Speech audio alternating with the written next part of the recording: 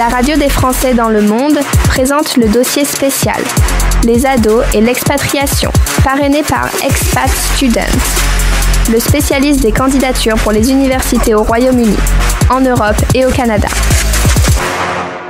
Les ados, les petits filous qui sont en expatriation et qui peuvent parfois lancer des messages, il faut le savoir les écouter. On va en parler avec Claudia Claudel. Nous sommes au Maroc pour réaliser cette interview. Bonjour, bienvenue Claudia. Bonjour Gauthier, ravi de te retrouver. On a fait en effet ton portrait dans un podcast en partenariat avec Expat Pro. Tu fais partie de ce réseau d'experts puisque tu accompagnes des familles expats aux quatre coins du monde. Tout à fait, et c'était aussi une des raisons de créer Sparks and Minds, c'est que dans certaines destinations, les familles se sentent très très isolées parce qu'elles n'ont pas de ressources. Donc, elles se retrouvent avec un enfant qui est diagnostiqué, mais soit il y a un problème de langue pour avoir accès à certains services, soit elles sont perdues, elles ne comprennent pas le jargon, ou elles n'ont pas des experts ou des spécialistes à proximité, c'est-à-dire il faut conduire 2 heures pour aller voir un psychologue, ou il faut conduire 2 heures pour aller chez un psychomotricien. C'est très compliqué.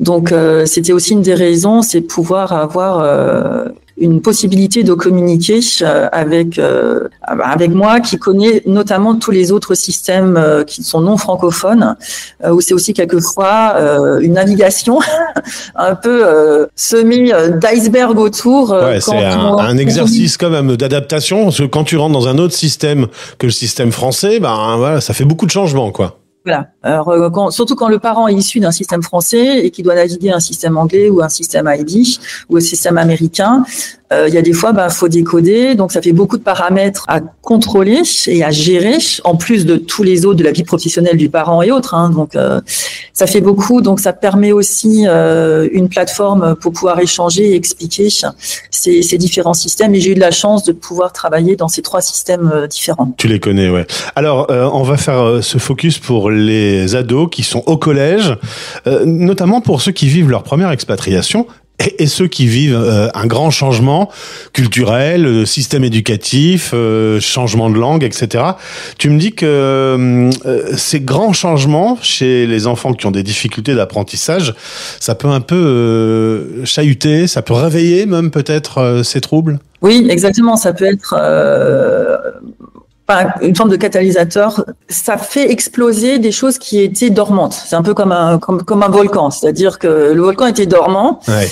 Et là ça leur demande un effort d'adaptation en plus de tous les efforts qu'ils devaient déjà faire pour arriver à être fonctionnels. Et ça fait beaucoup. Et là, ça fait de trop, c'est de trop pour eux. Mais à l'inverse, ça peut aussi, quelquefois, croire que c'est une difficulté d'adaptation, une difficulté culturelle, une difficulté à cause de la langue, alors qu'en fait, c'est un trouble de l'apprentissage. Donc, on va différer le moment où il y aura une prise en charge de l'adolescent en disant, oui, mais c'est normal, il était triste de quitter ses copains, donc il y a ci, il y a ça, ce qui est un fait, mais en plus de tout ça, il y avait un trouble de l'apprentissage qui n'a pas été détecté avant et qui s'exprime de manière plus forte. Ouais. Et d'ailleurs, parfois, ça peut même presque être un outil de l'ado pour résister face à ce changement de vie qu'on va lui imposer, parce que alors l'ado n'a pas beaucoup de choix dans l'expatriation. Quand papa, maman partent, on part avec eux et puis voilà. Ça peut être une espèce de solution pour montrer qu'ils refusent cette nouvelle vie. C'est quand même pas la majorité des cas, mais c'est arrivé. J'ai pu observer ça où il y a vraiment un refus dans l'espoir, donc une forme de sabotage pour pouvoir revenir en France. Alors toi, tu dis les ados sont pas paresseux quand on les voit et qu'ils n'ont pas envie de travailler. Notamment, tu as identifié cette période où on doit travailler après les cours, quand on est à la maison. Ça peut être le moment où on peut identifier justement que l'ado peut avoir un trouble parce que la tension monte, on commence à s'engueuler, etc. L'enfant n'est pas forcément paresseux. T'es pas d'accord avec ce concept ? Alors, sur l'enfant paresseux, oui. Ça, je suis pas du tout d'accord. J'ai très rarement vu des enfants paresseux. On se trouve avec des enfants qui sont dans l'évitement de quelque chose qui est difficile, compliqué, complexe pour eux. Après, la période de l'adolescence, il y a beaucoup de choses qui se passent et il y a beaucoup de choses au niveau de leur transformation physique, hormonale.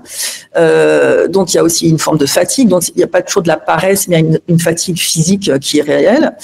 Maintenant, à tout mettre en perspective, il y a aussi des aspects générationnels de cette génération Z, comme on l'appelle, où il y a d'autres paramètres qui rentrent en jeu. C'est une génération qui a besoin de gratification beaucoup plus immédiate pour faire quelque chose. C'est une génération qui a une fonction exécutive qui est plus faible que les générations d'avant. C'est une génération qui a une attention moindre aussi. Donc, il faut arriver à naviguer ces différents concepts avec subtilité. Parce qu'il y a une part générationnelle qui est là, avec aussi cette génération qui a d'autres choses très en plus à mettre à son actif. C'est pas que là, j'ai cité quelques mots, mais il y a aussi des choses plus. Mais cette période est difficile et plus difficile à naviguer. Il faut être subtil dans la manière dont on l'analyse. En plus, l'adolescent a une envie d'appartenance très forte.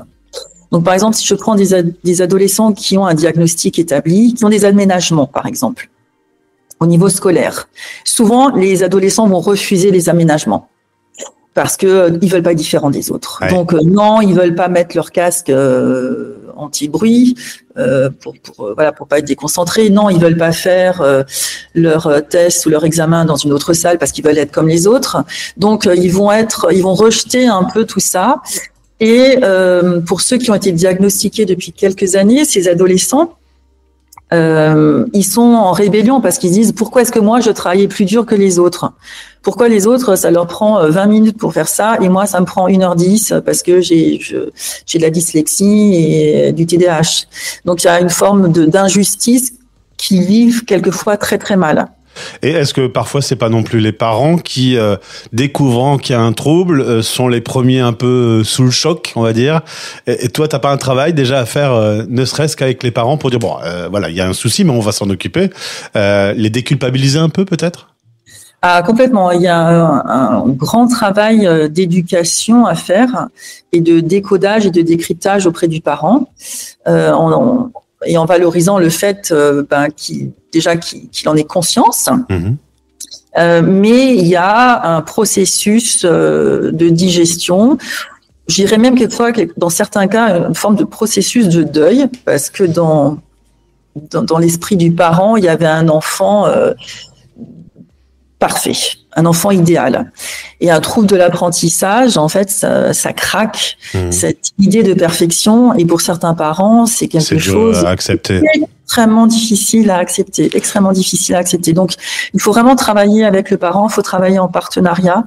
Il faut travailler en partenariat avec l'école également. Ouais, ce que j'allais dire, il n'y a pas que le parent et l'ado. Il y a aussi le système éducatif. Intégrer les enseignants dans ce travail d'accompagnement. Voilà, et à nouveau, il y a des enseignants et des écoles qui sont formidables, vraiment, qui font un vrai partenariat. Il n'y a pas de hiérarchie dans les rapports. C'est pas moi, je suis l'école et le parent est mis de côté. Non, c'est-à-dire, on est tous partenaires. On contribue à hauteur de ses responsabilités de ce qui se passe pour cet enfant-là. Et quand tout le monde rame dans la même direction, il y a des progrès vraiment spectaculaires. Alors en l'occurrence, les auditeurs qui nous écoutent, qui ont leur ado qui résiste un peu, qui fatigue un peu, qui grogne un peu, ça peut commencer par le bilan Gibson que tu proposes notamment, qui est une espèce d'outil d'évaluation. Voilà, alors c'est une évaluation qui est faite très rapidement, c'est en 40 minutes, ça peut être fait en ligne, mais qui est un très très bon indicateur de la facilité à laquelle l'apprentissage se fait. Parce que, comme tout un chacun, quand c'est difficile, on n'a pas envie de le faire. Voilà, quelqu'un qui commence la course à pied, qui a peut-être un peu de surpoids, pour qui c'est compliqué, il va dire il y a peut-être un peu moins de motivation que quelqu'un qui a une capacité physique déjà innée à le faire. Et en fait, l'apprentissage, c'est pareil. Il y a un côté injuste, mais on est tous avec soit des choses des capacités qui sont dans l'ordre de la facilité, c'est-à-dire c'est inné, c'est fluide, ça vient tout seul. Simple. Ou alors il y a un déficit, et là ça demande extrêmement de travail, et on va essayer, bon an mal an, de compenser comme on peut quand on a la chance d'avoir d'autres compétences qui sont élevées, qui sont très fonctionnelles, pour pouvoir contrebalancer en fait ce déficit. Donc il y a des fois ça fonctionne, mais ça a un coût. Alors en l'occurrence, ça a un coût temps, un coût financier, parce que c'est une grosse cadence. Tu accompagnes avec beaucoup d'heures. C'est-à-dire que pour que ça fonctionne, c'est un peu l'explication que tu me donnais quand on monte dans une voiture et qu'on roule, on freine tout seul, on accélère tout seul, on change les vitesses tout seul. Là, il y a un plus gros travail parce que les choses se perdent un peu, donc il faut répéter. Donc c'est un accompagnement avec beaucoup d'heures de travail. Tu parlais de 14 semaines d'accompagnement ? C'est ça. Donc 14 semaines quand on compte pas les vacances. Si on les fait d'un trait, donc c'est 1 heure par jour pendant 5 jours dans la semaine. Donc c'est un investissement, comme j'ai dit, en temps, c'est un investissement en énergie.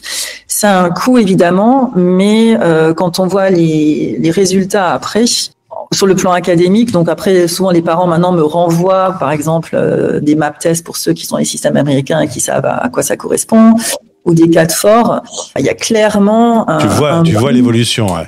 Ah ouais, mais spectaculaire. Et ça peut dénouer beaucoup de choses pour l'ado, pour les parents qui vivent cette première expatriation. Ça peut vraiment débloquer les choses, en fait. Oui, à nouveau, c'est cette marche intermédiaire entre l'école et après un psychologue scolaire pour avoir un diagnostic. Moi, je ne fais pas de diagnostic, d'accord ? Mais ça permet cette sensibilisation à comment est-ce qu'on apprend, parce que finalement, même à l'école, on n'apprend pas à apprendre.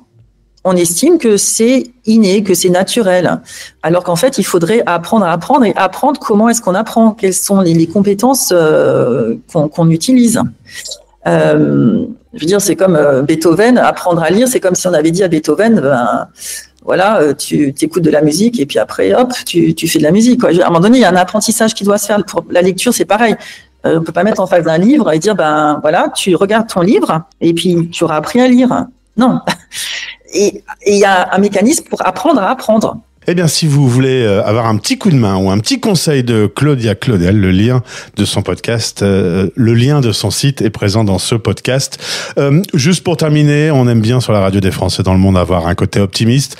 Avec l'expérience que tu as, le recul que tu as, l'accompagnement des ados que tu as, les accompagner, les aider, tu vois clairement la différence. Oui, et en fait, souvent, c'est rien d'en parler, j'ai la chair de poule, c'est à un moment donné quand ils vous regardent et que dans ce regard, il y a « j'y suis arrivé ».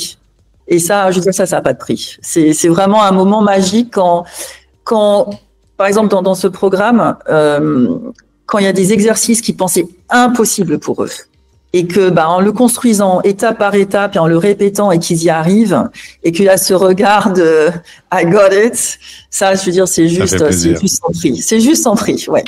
Merci beaucoup, Claudia, pour cet éclairage pour notre dossier sur les ados. Merci Gauthier de m'avoir donné la parole aujourd'hui. Merci. Les ados et l'expatriation, en partenariat avec les experts du réseau Expat Pro.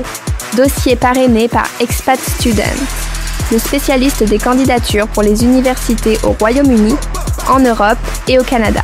expatstudent.fr